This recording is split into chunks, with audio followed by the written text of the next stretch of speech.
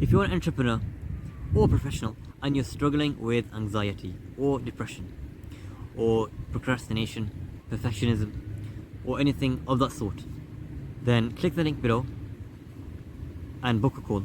On that call, we'll discuss your problem, your situation, and I'll help you get to your end goal, your end destination, and solve that problem once and for all. I will not pitch you anything. I'll give you free advice, and yeah, that's it. So do that. In this video, I'll be talking about consciousness of the mind. Like I did say in the previous video, if you watched it, that was about anxiety, and I said that consciousness of the mind is such a great, important, big topic that it needs and deserves a video of its own. So that's what I'll be talking about today, and stay tuned to the end and you'll get the gems and the tips. So consciousness of the mind, it's really fundamental in depression, anxiety, anything like that, because it helps you become aware of yourself, become aware of your thoughts, your feelings, your brain. It has that ability, or will have that ability to control what comes in, what comes out. As in your thoughts, your emotions, your feelings, what it accepts and what it rejects. Because you could have a mixture of thoughts, like if you saw in the recent video, I gave the example of the stream with many thoughts and emotions, and they all mix up together and they're all rushing past you, and you're there trying to get, I don't know, fish or something, whatever you're trying to get, and you're there with your fishing rod and you take out. And if you're not conscious, then you're taking everything, all the stuff, and obviously that's not efficient, that's not effective, because when you're taking the good with the bad will obviously harm you. Now you need to be able to build such a strong brain, strong mind, that you take in only the positive stuff, positive information, positive thoughts, good thoughts about yourself, about others. And once you do that, you'll understand that power over your mind is such a valuable and key thing for anything that you're doing, and you'll be able to achieve anything you like, especially as an entrepreneur or professional. If you're struggling with having that consciousness, not being able to focus on tasks, you're getting distracted, you're clicking off onto something else, not being able to focus on your business, doing the tasks that need to be done, and you're getting distracted on other tasks that are not that important. You're not doing the deep work of tasks that require heavy levels of focus, high levels of focus. That's what you need that consciousness for, that focus, that flow that you need them for. And I'm going to be telling you how to overcome it. So you're going to understand consciousness it's like a muscle, and you need to, just like you go to the gym, yeah, and you're doing an exercise, you've got to do that consistently. Go to the gym consistently, 3 days a week, for whatever, 4 days a week, whatever you do. And over time, you'll see that you are growing and the improvement is coming. You can see it visibly, that the improvement is there. And that is an example of that consistency leads to the success or the goal, the destination. Just like that, your brain is the same. When you focus on your consciousness through certain habits, then your consciousness muscle in your brain becomes bigger and stronger, or not bigger but stronger. You become stronger, and it will be much more easier for you to have that control over your mind. Does that make sense? So I've got a few tips for you today, and the first one is meditation. Now this is something you probably heard of before, especially with the online space of self-improvement that has blown a lot in the past few years. So I'm going to explain it to you in my own version. So meditation is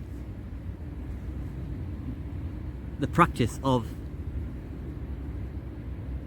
shutting off your brain from outside thoughts, from outside influences. Yeah, giving it a break, that rest that it needs. Just those 10 minutes, those 15 minutes, however long you sit down. You sit down just like this, how I'm sitting, cross-legged, and you close your eyes, put a time on. You can use a special app if you want, but that's not important. But all you do is, as you go through the day, you get thoughts, don't you? You get thoughts. Okay, I need to go to the grocery store. I need to go to the shop, or I need to go to buy something. I need to meet someone. So these thoughts, you get them in your day, and you deal with them in different ways, or whatever you do. Or you might get thought like, okay, why has he done this? Why is he saying this to me? And these kind of thoughts, when you meditate, you block them all off. They come to you, obviously, naturally. There's no way of cutting them off. Yeah, they come to you. They come. Yeah, that's completely normal. Yeah, but what you gotta do, the whole practice of meditation is having the ability and the power to reject them, to ignore them thoughts, ignore them. Because when you ignore them, you're exercising that power and control of your mind. That, you know what, I'm not accepting this. I'm not accepting this into my head, and my brain will be free from this kind of thoughts or information or influence. And so over time, if you do this every day, this habit every single day, then you'll get that control of your mind. So then when you, for example, get distracted, or when you do something that you're not supposed to do, or spend a bit more time on social media, or get distracted while you're working, that conscious thought comes into your head. It's that voice, that little voice that says, okay, you shouldn't be doing this, don't do this is bad for you, you've got a deadline.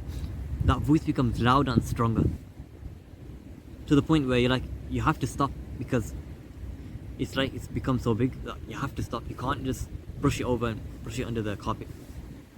Does that make sense? And you have to stop and think that, okay, what do I do now?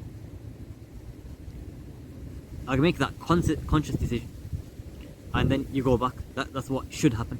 You go back, because that voice is so loud and powerful that it does not let you do that thing that you're not meant to do, that task that you're not, the distraction. It doesn't let you go on to there. And that's how it should work. And the second thing is gratitude journaling.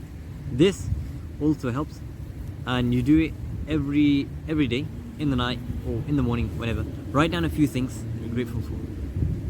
This helps with feelings of maybe negative feelings, kind of. It sort of erases them or eases them a little bit. And